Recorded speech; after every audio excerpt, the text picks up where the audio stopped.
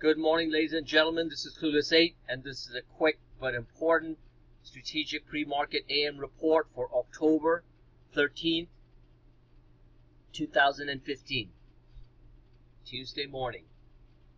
It's around little before 9 a.m. What you see in the background is what you're doing, which is basically the trading screen for the S&P E-minis. Remember, the futures markets control your trading lives and mine. It doesn't matter what we buy, what great chart setups there are. The futures market will basically, through the volatility algo HFT programs, will go ahead and spin you around, get you out of the trade, and then arrive where it wants to go. Okay, reach where it wants to go. So let me give you a quick heads up as to what I think is going on, and everyone has to basically have their own forecast. Like I said, a man without a plan is no man. And that's not me, that's Dick Tracy. All right, all kidding aside, here is what it is. All right, we have a very tight Darvas box, which I've shown in my previous video cast. And what we're doing is we're pushing on the lower end right now. So the question is, from a pure technical perspective, let's try to keep our emotional quotient, or EQ, or our irrational part of the brain on the side, because that's really what screws up our trades, to be honest with you. And stop us from making real big money. I try to do that a lot, and I tend to be quite successful in my trades. And just as a point of reminder, which has to be reminded, we have had some absolutely phenomenal wins over the past couple of weeks, especially in the past week or so. And people who participate in that have done tremendously well. So I don't need to say that. The testimonials are there, but more importantly, it's pretty well known. Priceline alone was good for 400% almost. Not to mention Amazon, not to mention DWTI, not to mention many other plays, Wynn Casinos, Alibaba, tactical trades on the S&P 500, which have really piled up on the trading profits in many of our books. And I suggest that try to be as unemotional as possible in this type of environment we're going through, bull or bear.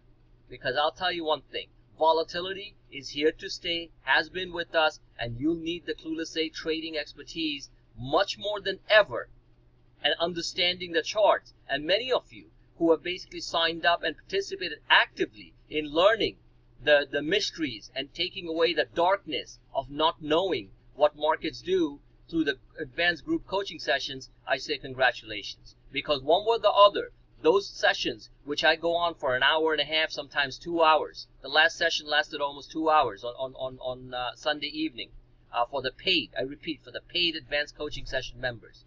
Was fantastic. It opened their eyes up to a lot of stuff. There were a bunch of new members who were in there, and I'm sure you got a lot out of it.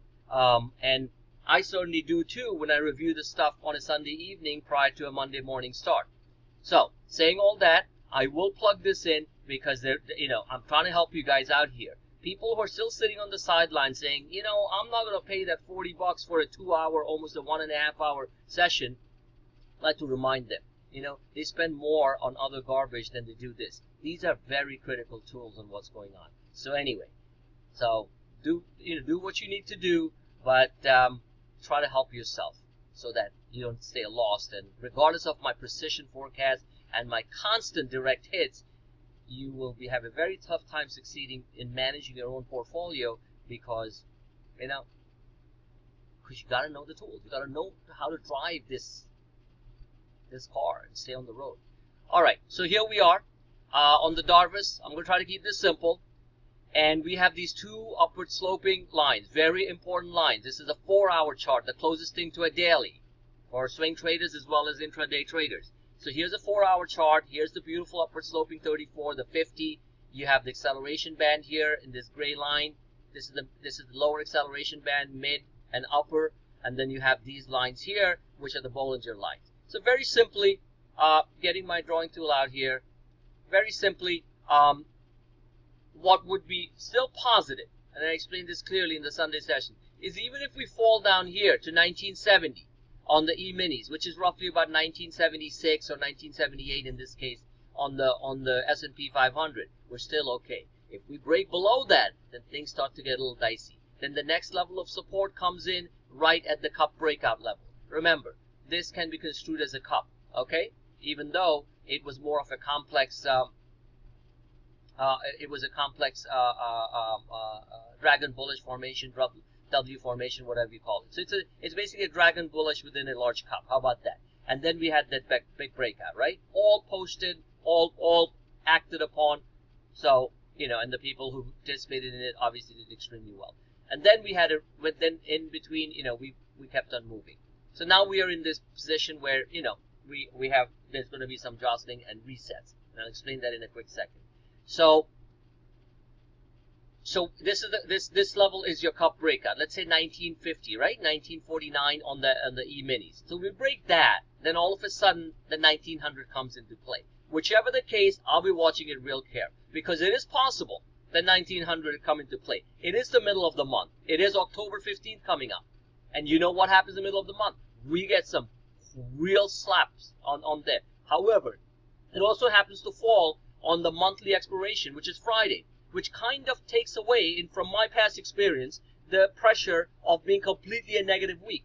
Anything can happen, but then anything can happen anyway. You can wake out of bed, fall, slip, and, you know, break your leg and be in the hospital for 7 weeks. But we don't live life like that. We don't trade like that. We draw possibilities, different probabilities, and we go ahead and try to read the tea leaves through technical, fundamental, as well as behavioral game theory and behavioral predictive game theory, and we move forward. That's what we're doing here. So anyway, so 1900 this is a low probability event, okay? And it's possible, because that means it's going to be a 400-point drop in the market from here to there. Can it happen this week? Absolutely. So, bottom line is, more likely scenario, if this intermediate power bull trend needs to be sustained itself, is we need to come down here, test all these lines. So it's possible that we slip to 1991, okay, from where we are right now. That's another, let's say 7 points. So you're talking about another 60 points, you know, to drop. Breaks that, we're going to basically attack this level here. As long as we hold this 1970 level or so on the E-minis, we should be okay. Whichever the case, it's a fluid market, and I don't sit on my butt, you know, just looking at things. I act, I share that directly with my members, and then you act, you know, accordingly.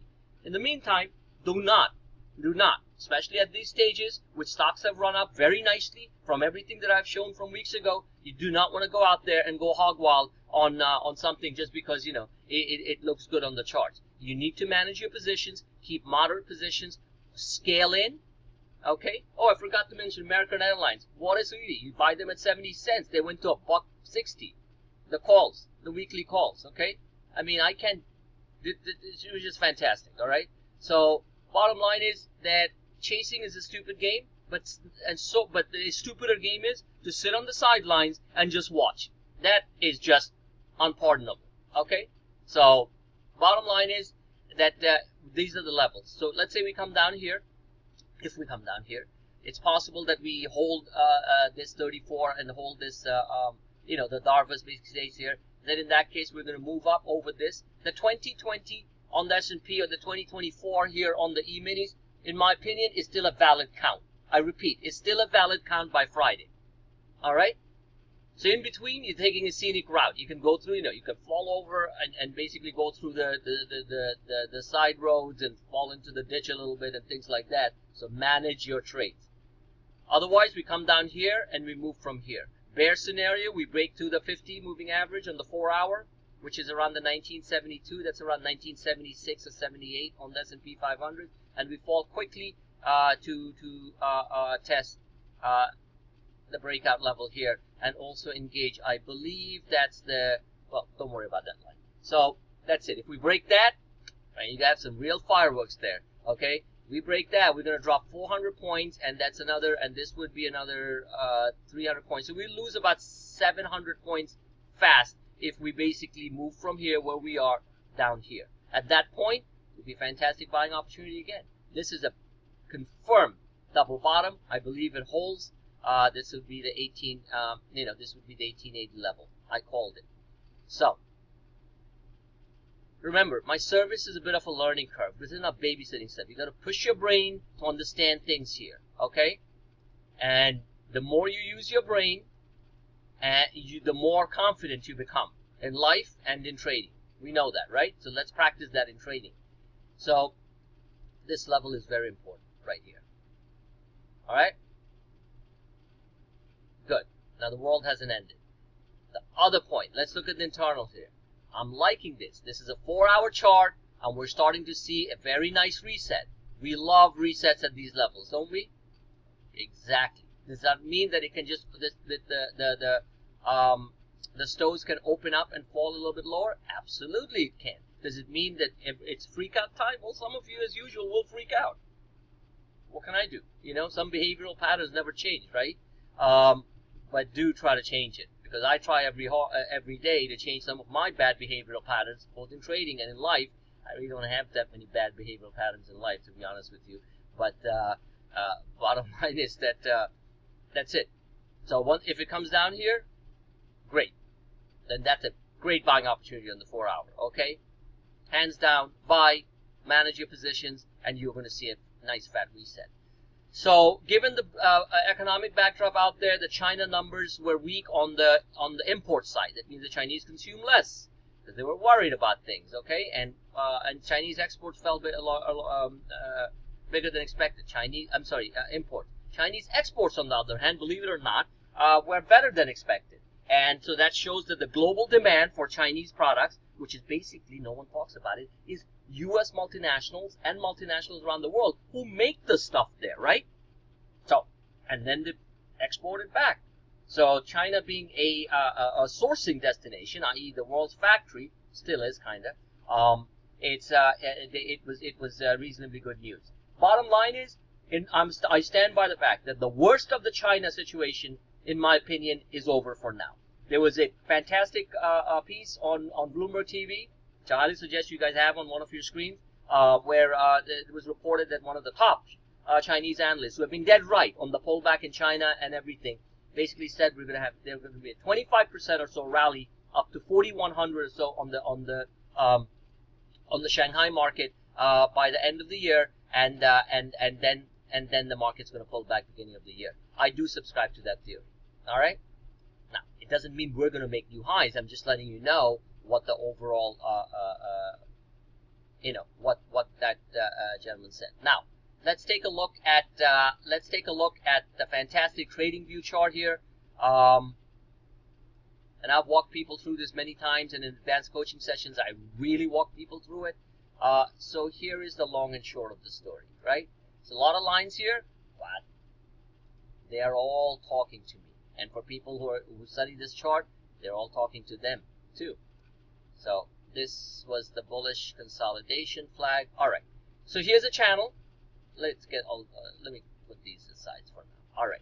So this is the wide channel, right? This is the wide channel. Upper end of the channel would be fantastic. Actually, the upper end of the channel, believe it or not, is also a gap.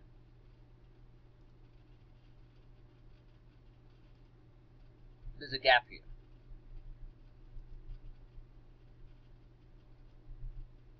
So that's the upper gap right there. So believe it or not, the upper end of the channel is the gap up here. Let me get my drawing tool. I only have 2 minutes to cover this. So that's an uber bullish scenario. So forget that for a minute. In the meantime, these two Bollingers at 202.82 and here should cap any pullback. Lower end of the channel. And I showed this clearly on the group session on Sunday evening, if you remember. Of course you remember. And people, by the way, who attended and paid for that group session, feel free to email me at frank.r@clueless8.com, and I'll send you the private link so you can review that video again. So I did say we could come down here, test the lower end of the channel, which is pretty much what we're doing right now, and then we can move higher. We break this, then obviously things get a little bit hairy. But then we test this uptrend line, and of course then we have a retest of the downtrend line, which was successful in this particular case. So I got a few seconds here. Bottom line is that watch these channels. These are not drawn for fun. They're money makers. This is the lower end of the channel, which I think we are going to open up at, and then we'll see what happens. So stochastics are getting reset as we speak. Like I said, they do it overnight, and that's exactly what's going on. And the faster the stochastics get reset, the better it is for the longs to buy in. And again, things don't get into the short mode till we break here, or if we break convincingly below this. That's it for now. Thank you for listening and have a great trading day.